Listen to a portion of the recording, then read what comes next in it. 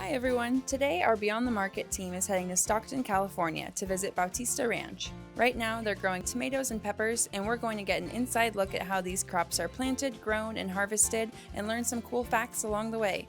We're excited to be here, and we're even more excited that you're able to join us. Let's get going!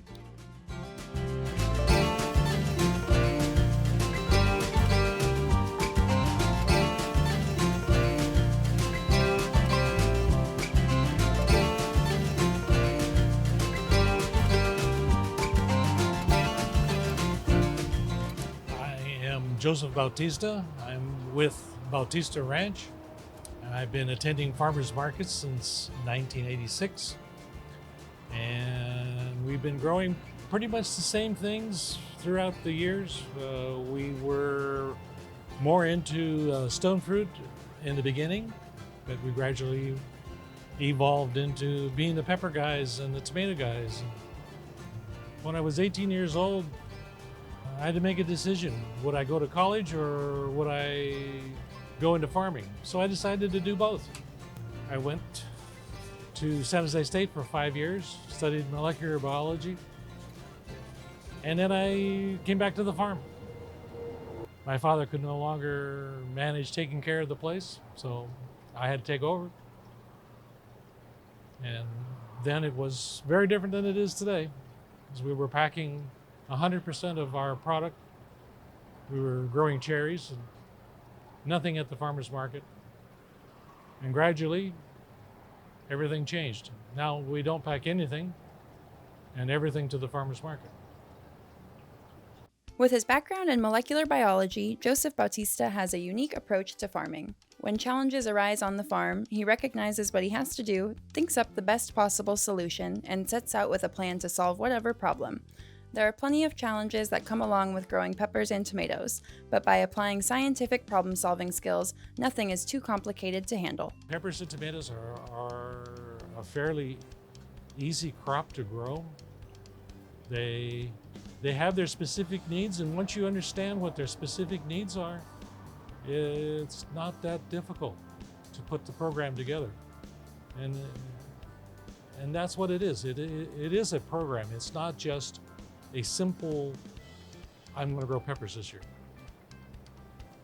You're going to have a program that's going to grow that type of plant, that's going to have those requirements. And that's why the peppers and tomatoes are grown somewhat similarly, because they're in the same family. Tomatoes and peppers both originate from South America and thrive in a warm climate. However, as with nearly all of the other California-grown fruits and vegetables we've learned about this year, these crops are facing major struggles associated with our rapidly changing climate. So it's just one of those parts of farming that people don't realize that is out of our control entirely. Mother Nature is a force to itself that we have to negotiate with on a daily basis. In the middle of summer, it's regularly over 100 degrees. More so now than it did 30 or 40 years ago. Almost all plants at about 100 degrees stop actively growing. It just gets too hot. They get too stressed. They're pulling up so much moisture from the ground just to keep alive that they can't possibly increase their product. So that's another problem that we're seeing. Tomatoes and peppers were first discovered by Central and South American civilizations, like the Olmec and the Aztecs, who planted and developed many of the varieties we know and love today. When the Spanish colonized the Americas, these crops were introduced to the rest of the world. Tomatoes and peppers were soon beloved by many cultures and became staples in cuisines all over the globe. But there's what we call an ivory bell pepper. So this is our sweet peppers. All of these peppers on this side are sweet. You can see by just looking at the plants that there's a marked difference between the plants themselves. They have different growth habits. You can see the bell peppers here have larger leaves. And the reason that they have larger leaves is to provide shade, just like a hat does. because they will sunburn. They're sensitive to that. The smaller peppers, on the other hand, don't really sunburn, and they grow in a different manner. They're more erect, have smaller leaves. Different peppers, different area, come from different parts of the world. These are, when you see peppers that grow like this, they're mostly Asian peppers. And the bell peppers are from the New World. There are tons of different types of peppers, and each one has a distinct flavor. There are bell peppers, which are sweet and refreshing. Then there are more mild but flavorful peppers, like Anaheim chilies, which have a smoky flavor. Then, of course, there are spicy peppers like habaneros and Thai chilies, which pack a serious punch. But what makes a pepper hot? The only difference between a bell pepper and a hot pepper is the capsaicin.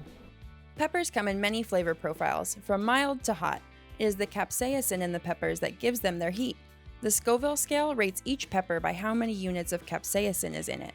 A bell pepper has 0 units, a jalapeno pepper has anywhere from 2,500 to 8,000, and a Thai chili pepper has between 80,000 to 100,000 units. Capsaicin is a compound that the human body reacts to, and it's the same thing as if you put your hand in water that's 106 degrees coming out of the water, a faucet. That feeling that you get is exactly the same as what capsaicin does. So essentially, when you're eating something like a jalapeno, that's what your body is sensing, that you have put in your mouth something that's 106 degrees or hotter. Heat isn't the only unique factor between peppers. Different types of peppers also provide different health benefits. Nutrient-wise, red has the highest vitamin C, followed by orange, yellow, purple. And interestingly, when you cook a purple pepper, it turns green. What bell peppers people see in the store are green. They're immature. They have not yet ripened to their correct ripe color, which would be yellow, red, purple, brown, white, a variety of different colors. And we grow all of those here, and you'll see when those peppers are ready to pick, simply because they've produced their correct color and they're at a heavy enough weight that they feel like they're ready to be picked. The key to picking a perfectly ripe pepper or tomato is knowing your varieties. Since there are so many different types and each type displays itself differently, farmers like Joseph Bautista need to pay careful attention to detail. It's a matter of learning what they are, because all peppers are different in size. And we have these apple pimentos that are about this big, that are bright white. That's as big as they get. So, okay, we're ready. Tomatoes, same thing. Heirloom tomatoes can get 2 to 3 pounds, or a pound at the end of the year, even smaller. It's a matter of looking at it where they are on the plant and knowing how long it's been on the plant. Because the ones that are at the very bottom are the very first ones to have set. And we're starting to see, a significant amount of that fruit being harvested now. Young pepper plants are very fragile and have very strict heat and light requirements. Instead of planting these seeds straight into the ground, farmers start them off inside a greenhouse where conditions are carefully controlled. Once they're strong enough, these young plants or seedlings get transplanted into the fields. Bautista prides himself on doing everything on his farm from the ground up, so even the seedlings they plant are grown here. Pepper seeds are a very small seed, probably about the size of a period if you were making a period with a pencil. They're not very, very easy to work with. In fact, what we use for transplanting, or not transplanting, but planting the pepper seeds into the transplant medium is a pencil. We just dampen the tip of the pencil and pick up one seed at a time and place it where it needs to be. So commonly we put like 4 seeds in a cell, and we hope we get 3. And then it goes into a dark room that's about 80 degrees for about 3 days.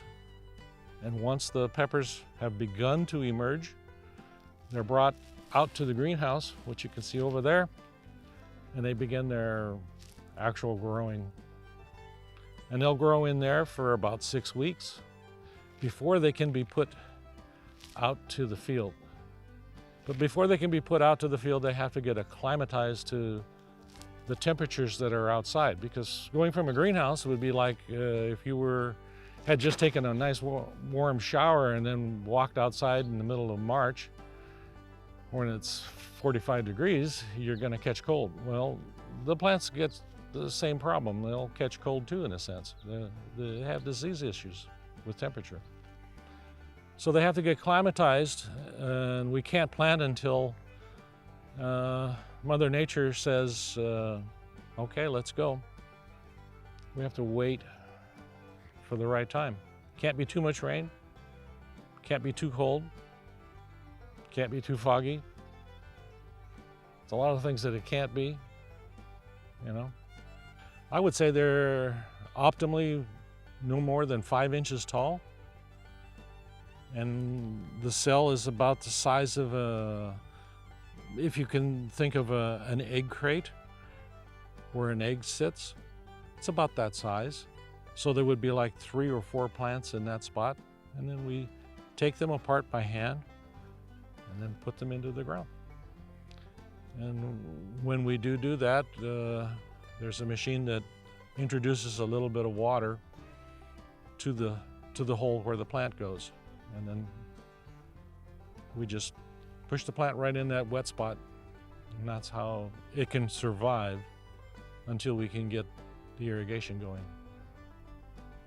It takes a lot of work to get a seedling ready for the field, but farmers also need to make sure the field is ready for the seedlings. From managing weeds to controlling irrigation, farmers need to pay just as much attention to the soil as they do to the plants. Well, in order to transplant peppers or plant any plants, and it doesn't really matter, you have to prepare the ground first.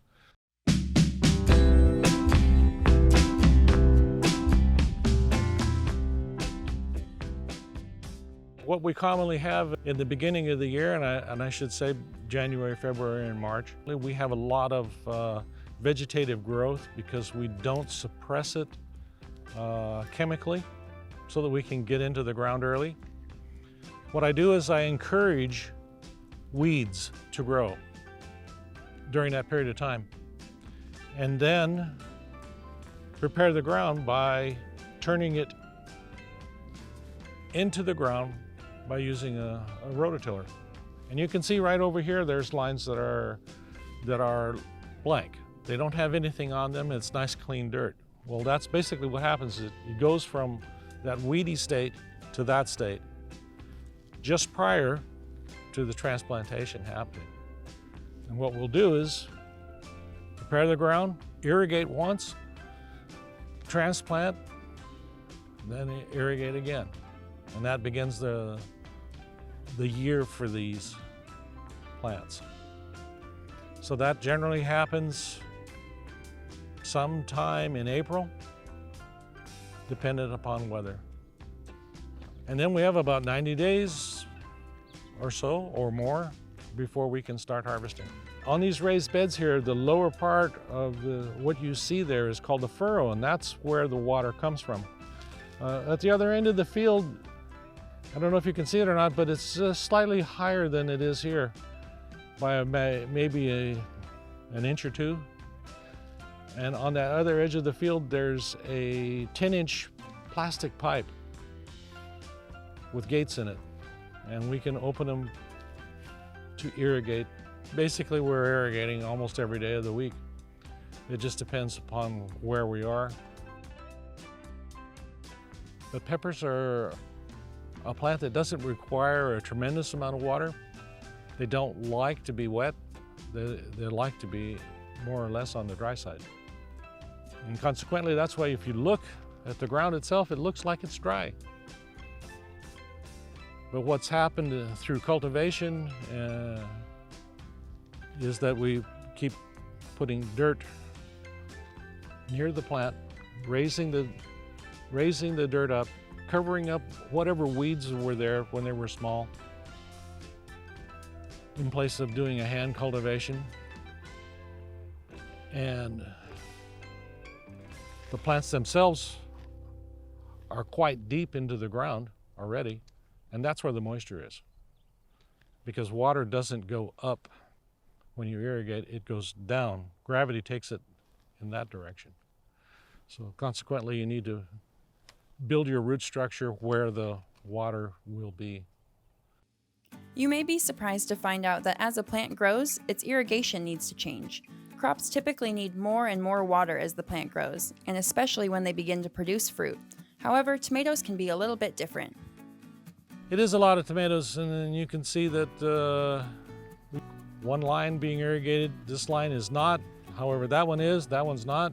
Why are we doing that? Whereas 4 more down, there's water on both sides.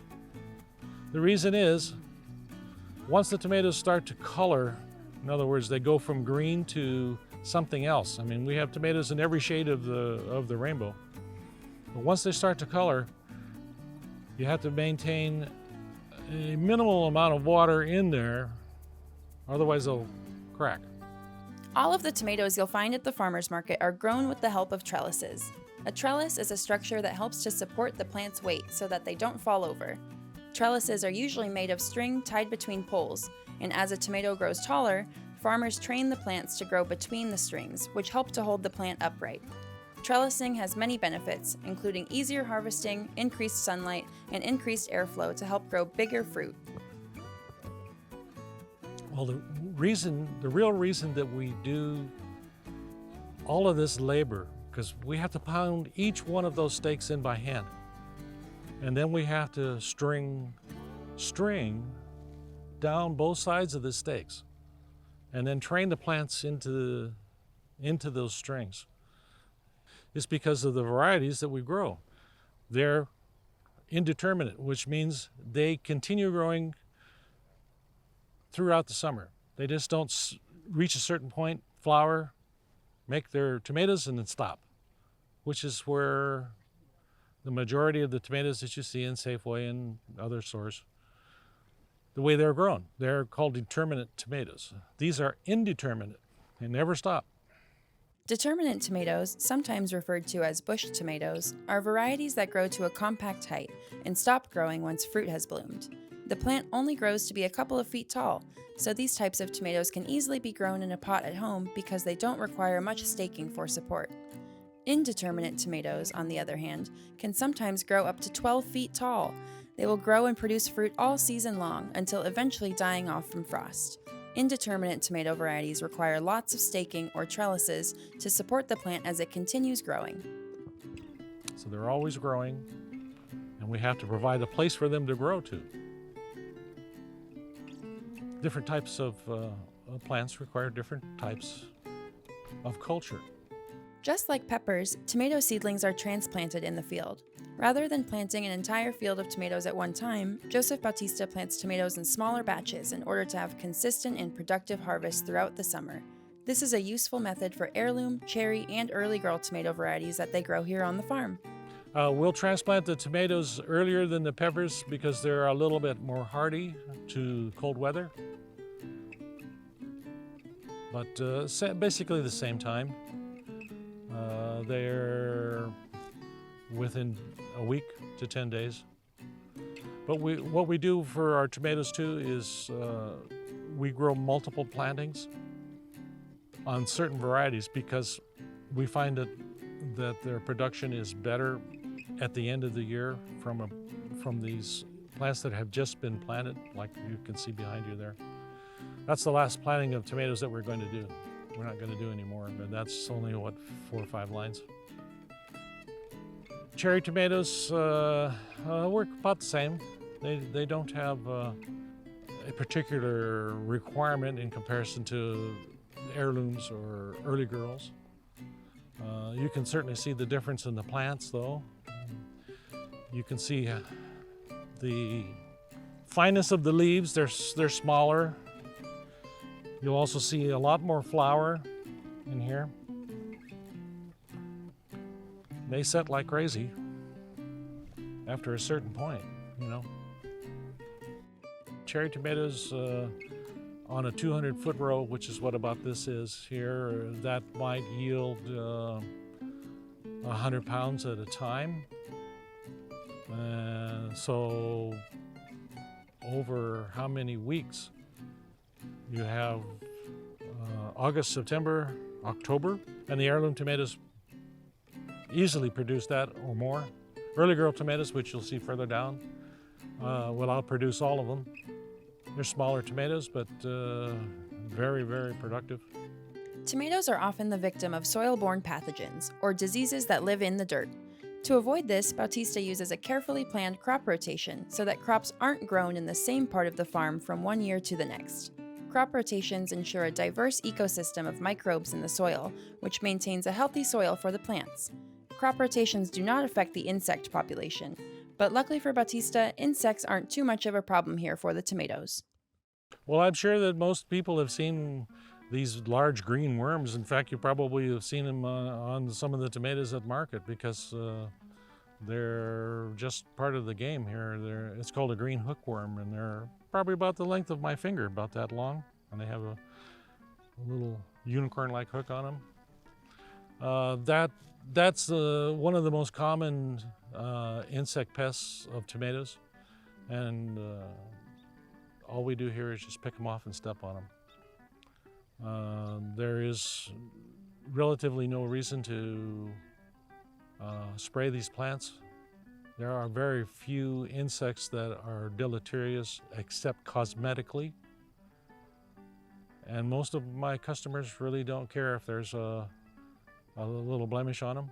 In fact, they look for them because then they know that they weren't treated, rather than having perfect.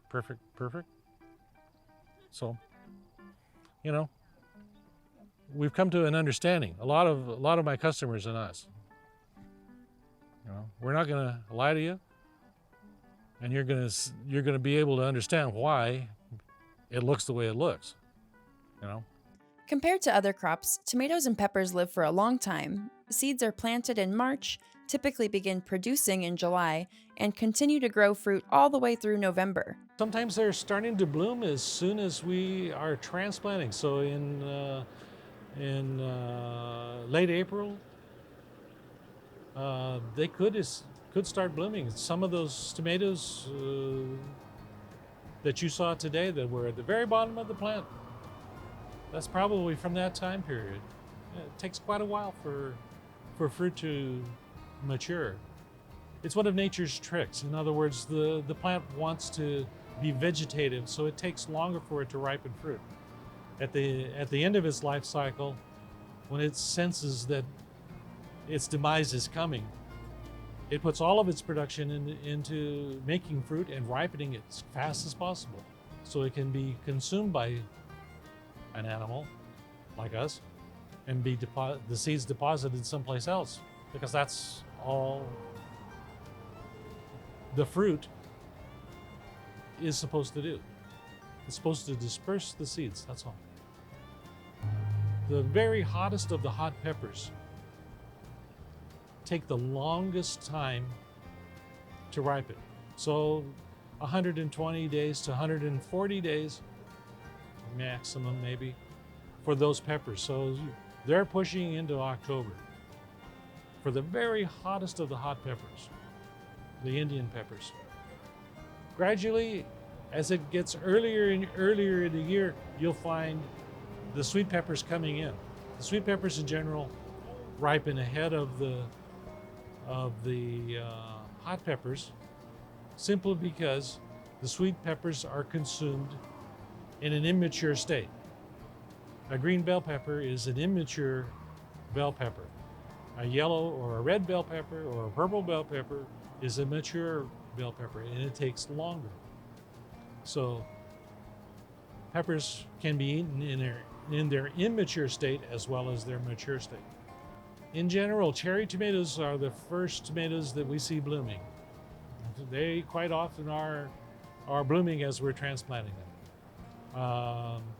And they will be the first ones that we pick too. Next early might be the early girls. Hence the name early girls, because they don't take as many days as many of the heirloom tomatoes. Heirloom tomatoes in general can take upwards of 100 days, even longer, depending upon their variety. And it does take time to get a 4-pound tomato. I mean, they just don't expand to that size overnight. Well, we grow all of our fruits and vegetables outside. So we have to deal with natural sunlight and hot and cold days. That's why we can only grow annual crops like peppers and tomatoes during the summer. If we were to grow the same peppers and tomatoes in a greenhouse, we could probably have production year-round. It would be dependent then on whether we give it artificial light and artificial heat during the cold months. And then during the warm months, a way to cool it, because it's in an artificial environment. In California, peppers and tomatoes are a hallmark of the summertime farmers markets. But these same crops are available in grocery stores all year round. Why is that? When you're getting a tomato in the middle of winter, it either was grown in a greenhouse or it was grown in some part of the world that's summer. So it could very well have been grown in Chile or Peru in the wintertime, or it could come from Canada. More cherry tomatoes are grown in Canada in the winter than they are in the United States. The perfect tomato or pepper. Well, there's two different things there. Tomatoes are wet, heavy. Peppers are light and dry. If you cut a pepper open, you're going to see that there's air inside of it. There's seeds inside of it. If you cut a tomato open, you're going to see there's all kinds of liquid inside of it. And the seeds are inside of like a jelly. So it's a whole different thing. Even though they're the same family, they're very different plants. So a ripe pepper, if I use the same criteria, cannot transfer to a tomato. I can't use the same criteria to say it's time to pick it. And that's why we have so many different kinds. That's why we grow so many different colors of tomatoes and different kinds of peppers, is because they're all unique genetically. It's just like people. People are different. You know, peppers and tomatoes are different too. This guy knows a lot about tomatoes. But Joe, how do you pick the best pepper to eat? It should be shiny. It should smell like a pepper. In other words, it shouldn't smell like a cardboard box. It also what? If you want nutrition, it should be red, or it should be orange, or it should be yellow, or purple. Green is okay, but doesn't have much nutrition in it. So get something that has some food value. If you're going to eat something that's worth something. Well, that just about sums up our adventure today at Bautista Ranch. We hope you learned some interesting things about tomatoes and peppers, and more importantly, we hope you had fun. We'll see you next time on Beyond the Market.